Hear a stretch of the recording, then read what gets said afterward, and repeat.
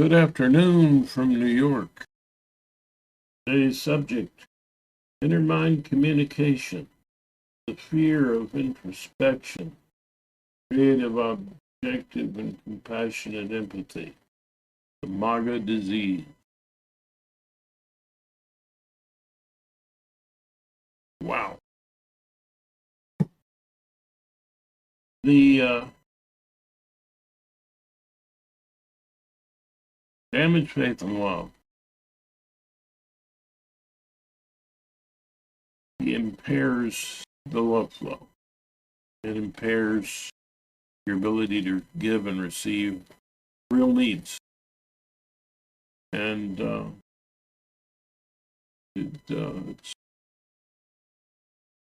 what happens is your real needs are become attached to the expression and the feeling of them, the integration of them. Gone gets attached to a feeling of helplessness because of trauma. So, or deprivation is a kind of trauma. So these impacts cause a helplessness around real needs. Brain jumps in and saves you from harmful anxiety, and does so by giving you more attainable symbols that you can go, oh, I'm feeling bad, but I can take care of it. More money. Whatever your symbolic struggle is. And the needs also are attached to forms of, the conditions. So you create better conditions. And you notice that the MAGA are looking into the past and, and seeing it in glowing ways that didn't really exist. And this is something that happens because the original contexts were unpleasant. And so something somewhat symbolic of it, but more positive, where you feel safer,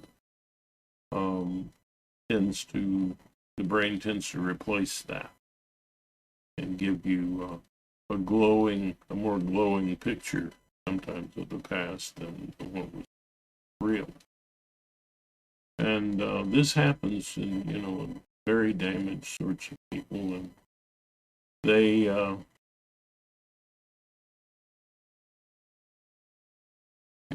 they're like the witch on the remake of The Wizard of Oz, call it The Wiz.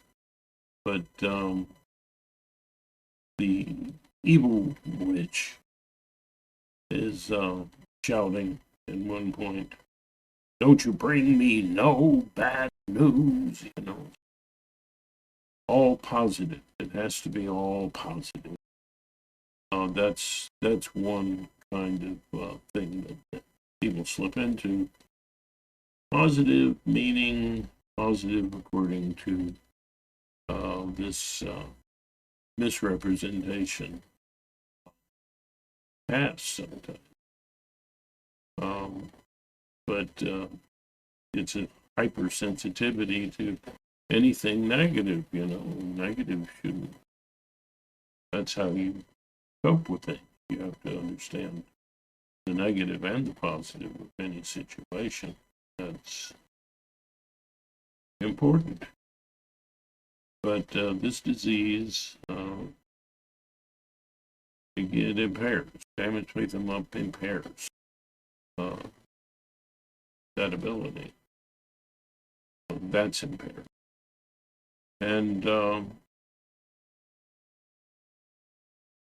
you see MAGA looking back to the past, the past that really didn't exist, and glorifying That's one way of varying all of the negative things. You see them going, oh, when you look back in history, when you're telling the truth about what European white people did to other groups, it makes the children feel bad. Mm-hmm. Makes them feel guilty. What somebody did in the past, if you want to make a child feel guilty, unless they're identifying with the group. And so what? What about the kids that who had a history of terrible history, and it's still going on today? What about that? You can't talk about that. You can't really have a picture of the actual past to learn from. You have to glorify it. Like, see, that didn't happen. That's a sickness. That's a sickness. And it means that what does it mean? It means you're out of touch with your real feelings, things that are attached to real needs. And you're more attached to symbols of needs that are actually losses in the past. So, the way they're kind of stuck in the past. Make America great again. Right? So anything negative now means a race to the past. A past that never really existed. So that's part of the MAGA disease. And you'll find that when you talk to them, there's a fear of introspection because they're triggered just by the very idea of going into their own mind and introspecting. Because when you do that, you're getting more in touch with your real feelings.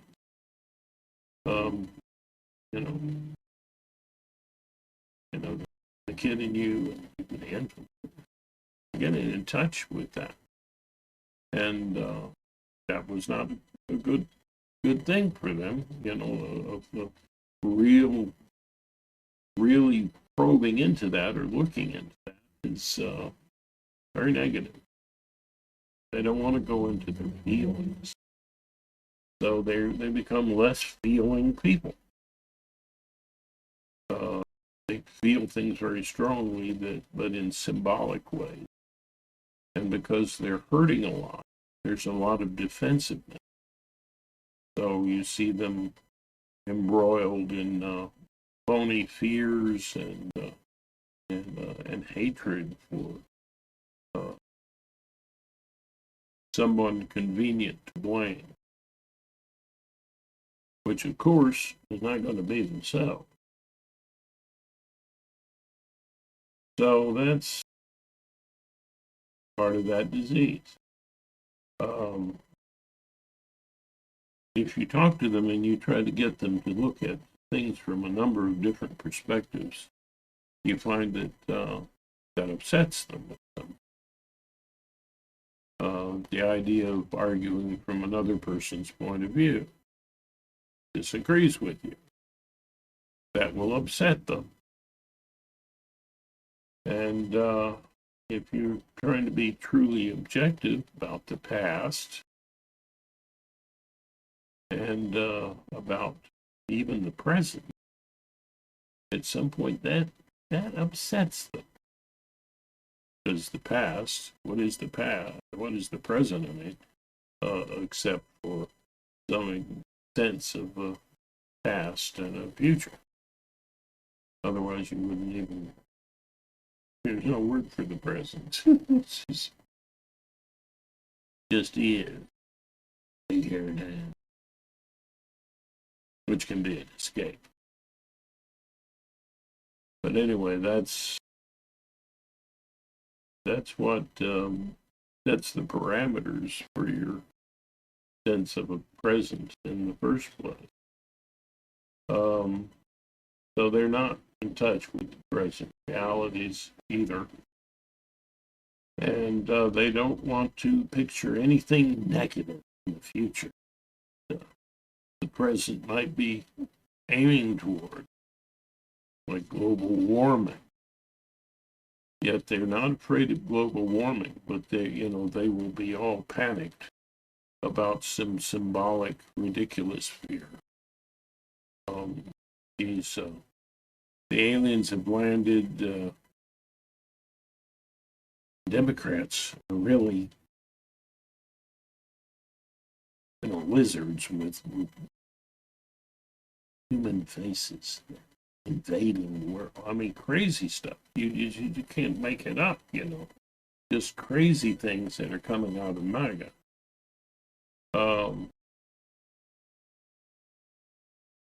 And compassion. America first. The heck with all those other countries. We're not in the same world engaging in trade, and the babies over there we don't care about. So there's a big us-them thing, in this disease. There's this look at things as if, well, I only care about my own. Yeah. I remember there was a fella who didn't care about educating every child. Just my own, he said. Really? Well, geez, you don't know where the next genius is coming. Perhaps, see yourself being wheeled down to surgery. Very serious surgery. And there was a kid in the Bronx, or make it up, That kid, he would have made it. He would have become a great surgeon. And, wow, it would have been in and out, and, very low chance of you dying. All right.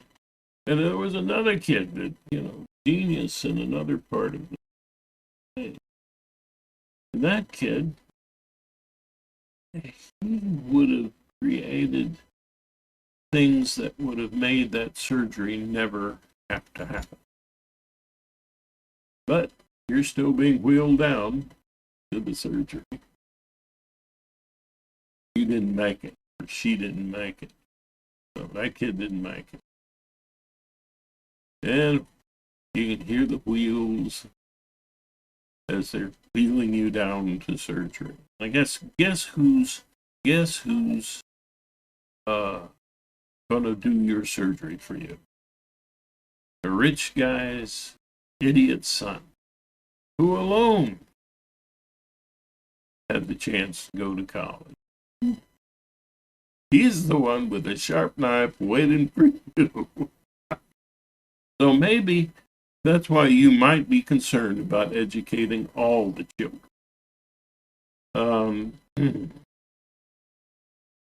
So, just saying, and I'm not saying that every rich person kid is an idiot. Not every kid is a genius. I wasn't. You wouldn't want me waiting for you for sure either. Not the point. The point is that you need to educate all the kids. That means a kind of compassion and a love for people, not just in your country, not just in your family. These are just levels of selfishness. So why the selfishness? People in pain that they don't even know is there. But it's a pain pushing in them. This feeling of intense anxiety. It's an anxiety pain. And people in pain are very concerned about themselves, obviously. As long as you're still suffering from this helplessness that you've never overcome. That's there pushing, you're trapped in the past, and you're more selfish. More about you. That's the MAGA disease.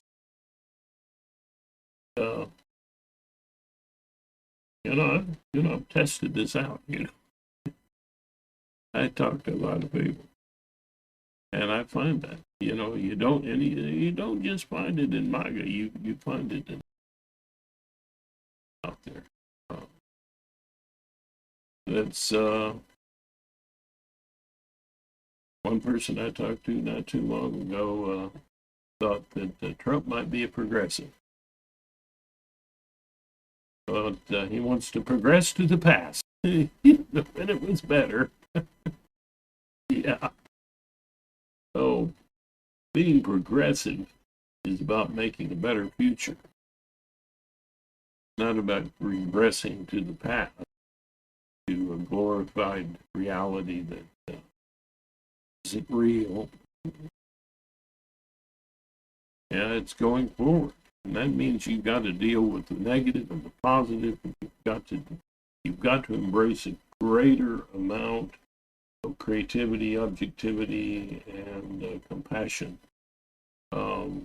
which is the main thrust of this inner mind communication approach, which, for lack of better words, sometimes we just call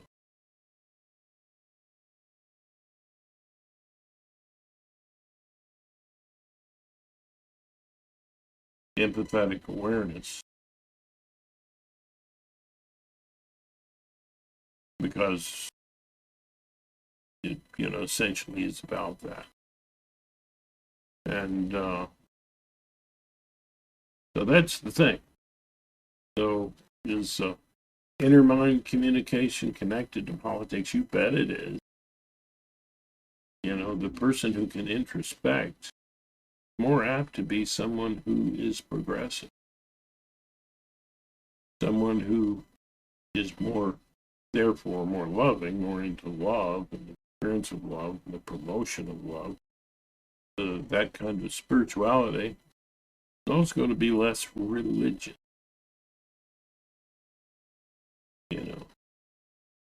Religion a lot of times is an heralding back, a better time, the Garden of Eden.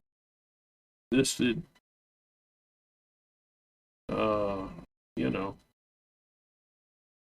glorified past,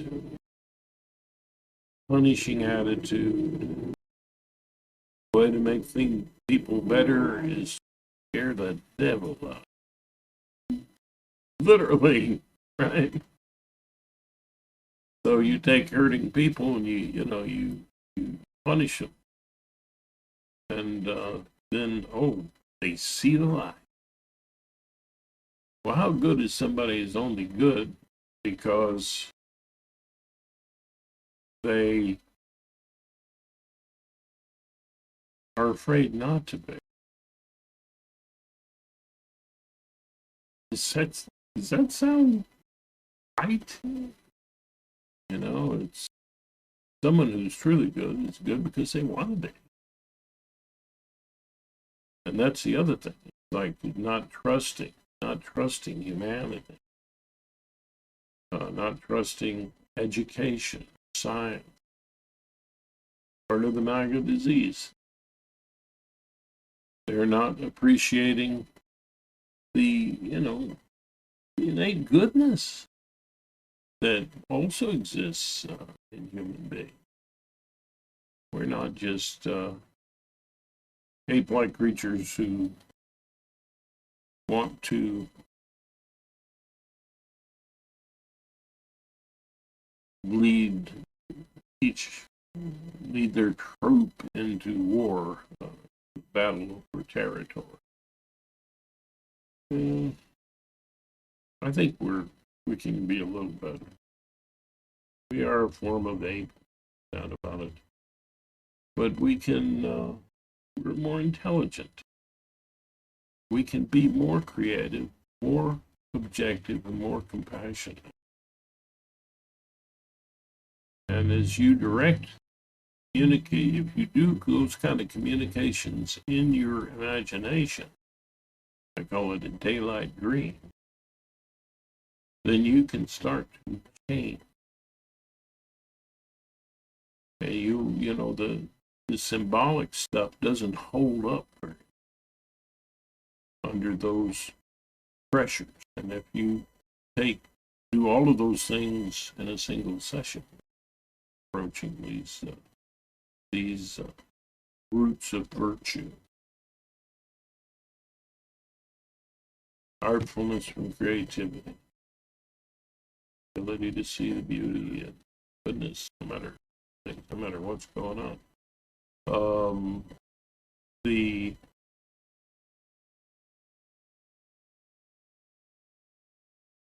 truth, activity, and goodness from compassion.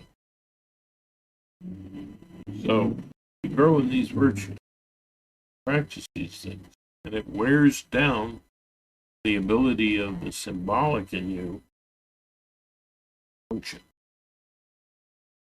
So at different points, that symbolic function starts to erode, and then you begin to have this emergence of the original helpless feeling, hopefully from a safe sense of the present, which is so that's that sense of a safe present, the attempt to comfort yourself,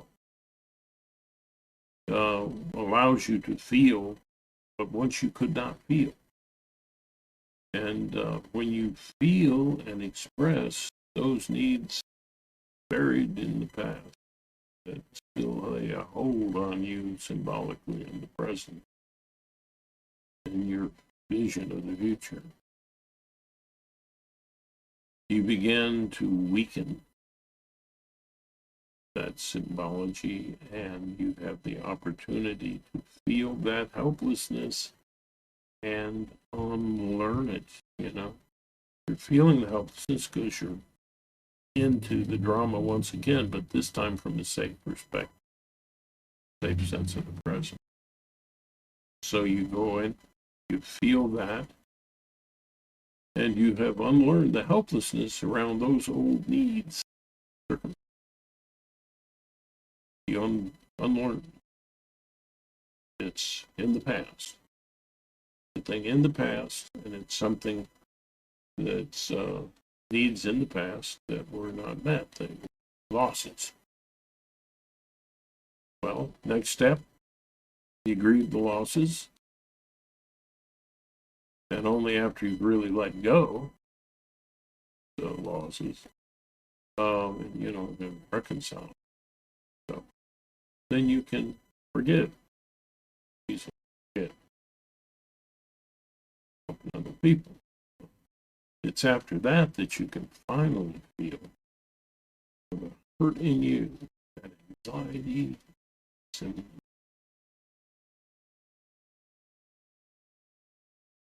in you, that symbolic struggle for the unreal in you, hurt other people. Then's when you have true remorse. It comes from inside you, and it means you're no longer a person. You're a different person.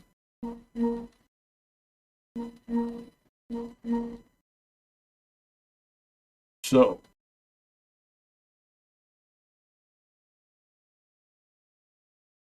I hope that made a few things clear.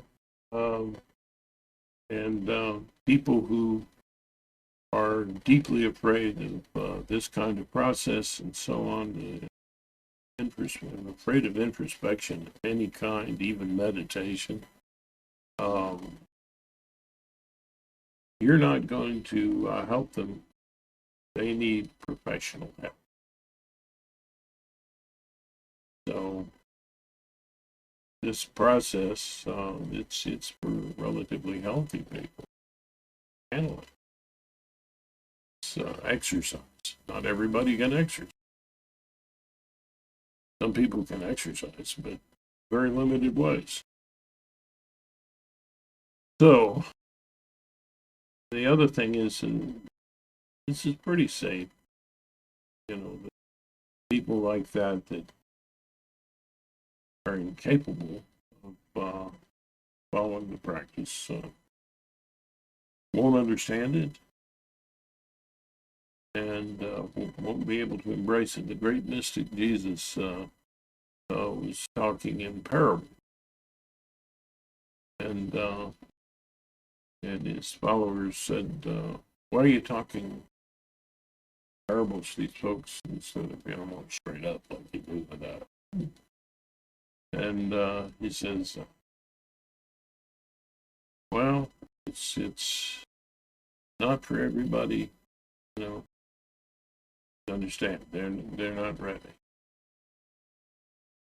So he was using a more symbolic edging toward the truth,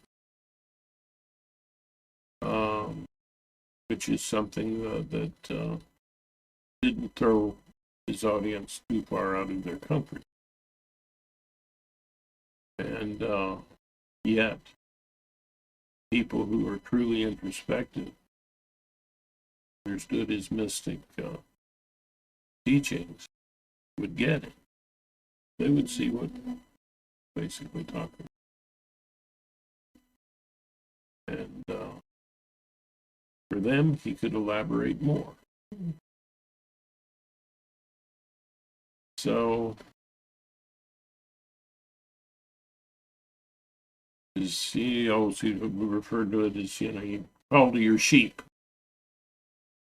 Your sheep will come to you. So, as progressives, you need to call to one another, organize, and work for a better world. A more introspective, aggressive, more powerful, especially in terms of morals, more powerful world. And, it also means you're not going to be fooled so easily by somebody who's a con artist who stirs a lot of fear and anger to keep you from thinking, and then it fools you.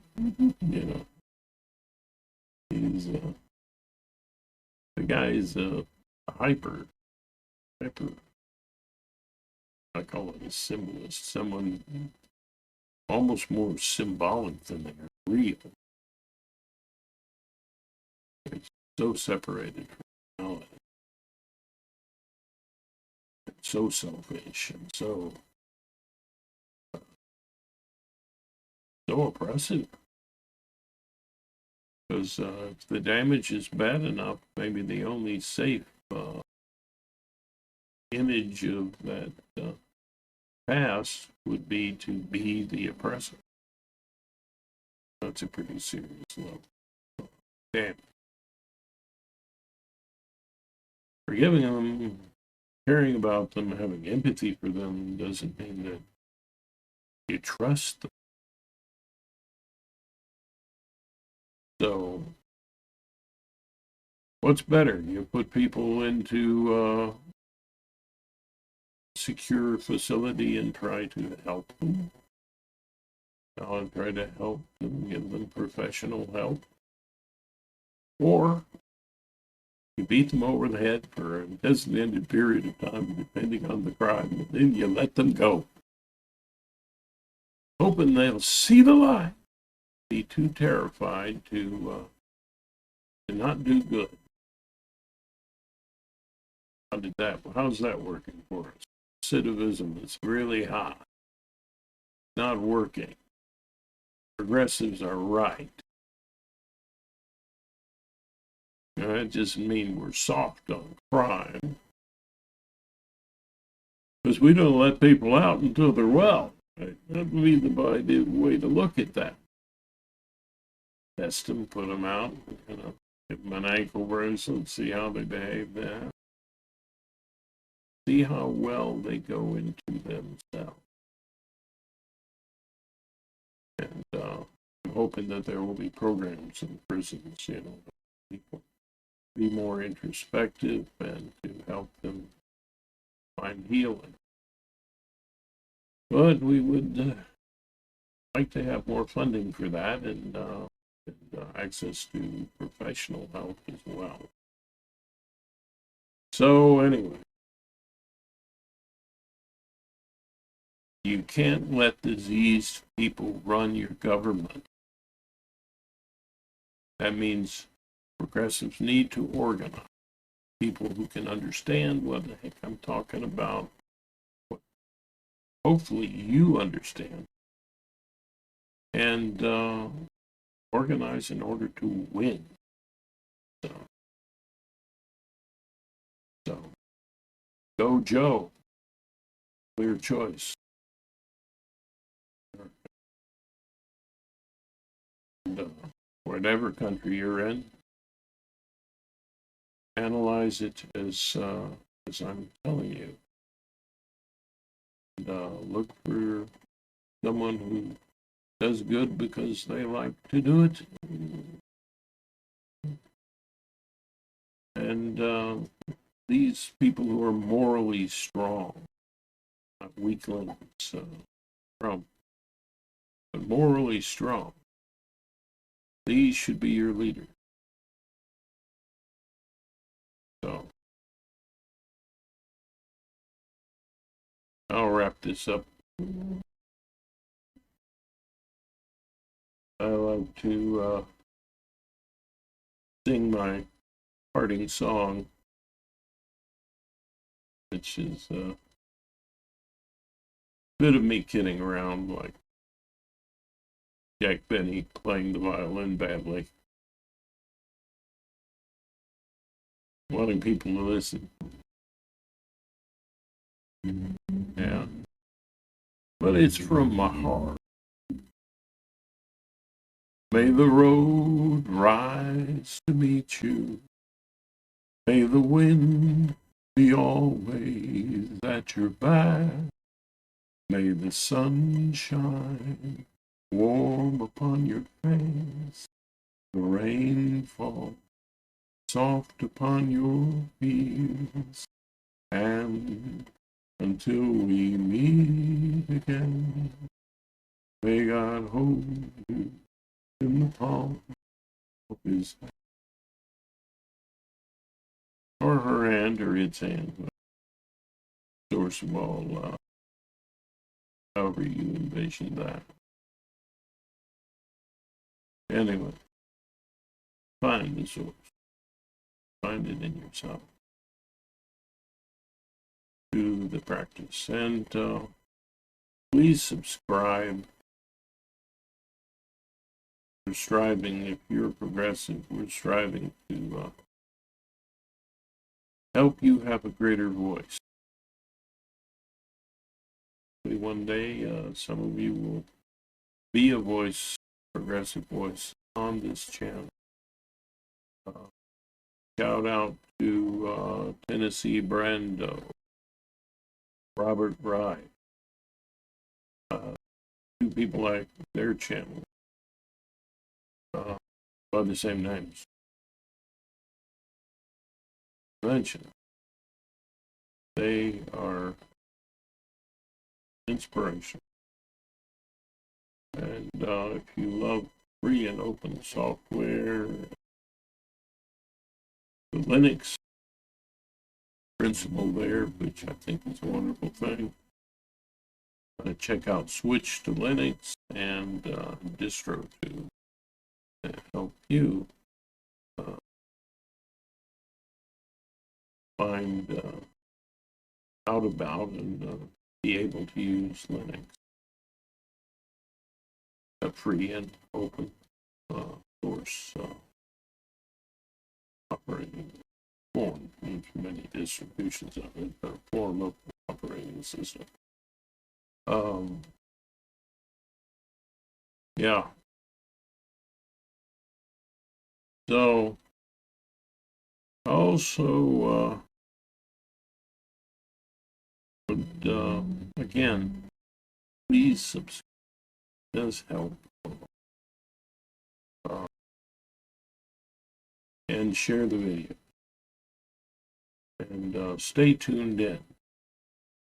Because soon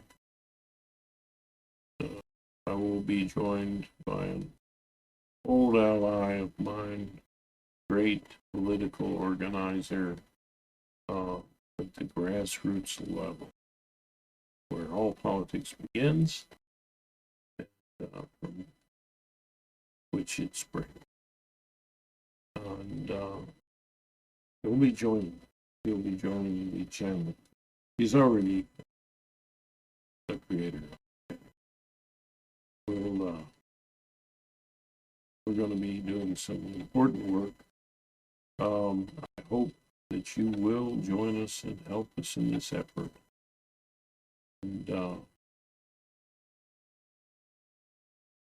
And if you have a channel you want to work with us, then that's okay. If you're progressive, that would be great.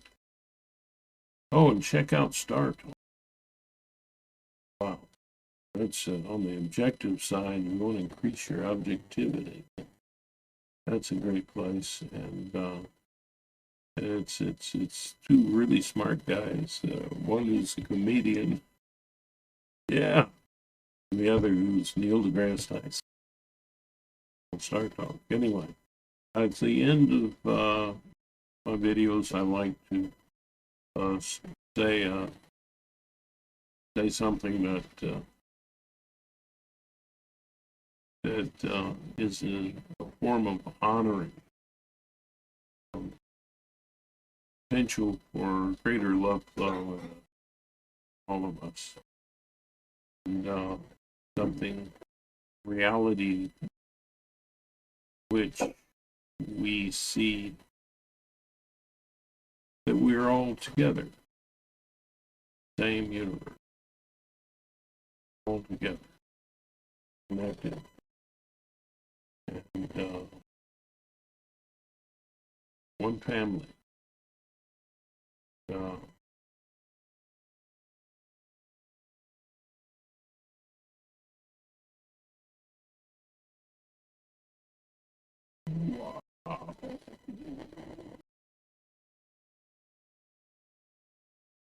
There's a reward for the practice, by the way.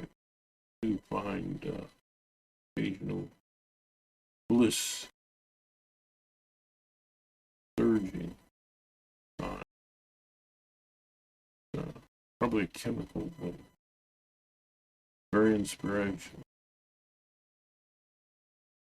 But namaste. When someone says that, they're honoring the oneness that we're all a part of. Potential for greater love flow lives in each of us. Mythologically, be the hero in the story. Be the hero of love. The story, the movie of your life. The artist in you. Above your timeline. In a space where, oh, when the trumpet of the Lord will sound, time will be no more. Yeah.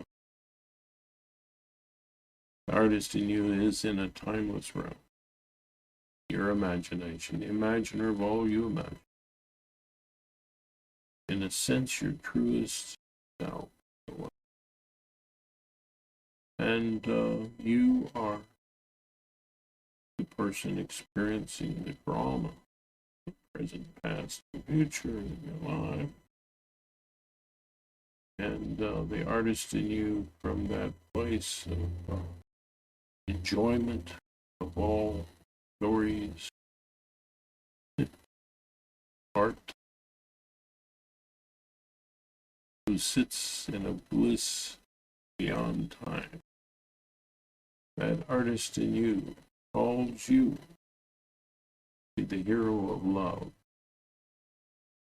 Story, movie of your life. It calls with empathy and awareness to lift you, to make the story even better. So,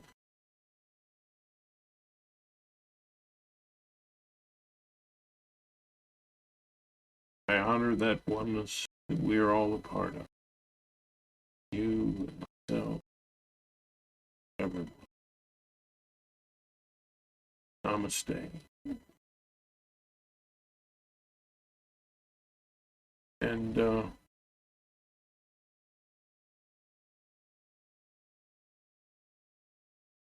make a great day today.